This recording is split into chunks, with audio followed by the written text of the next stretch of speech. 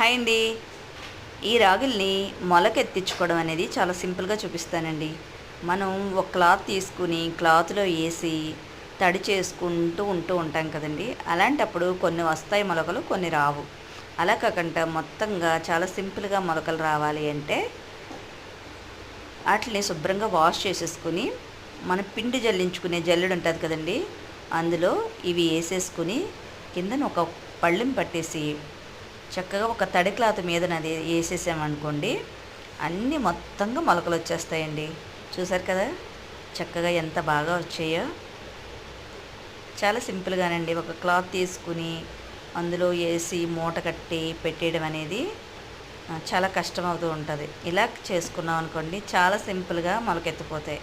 ఇప్పుడు దీన్ని పిండాడించుకుని మనం అంబలు చేసుకుని తాగితే చాలా మంచి పోషకాలు అనేవి మనకు లభిస్తాయి. మీకు ఎలా అనిపించిందో కామెంట్ చేయండి.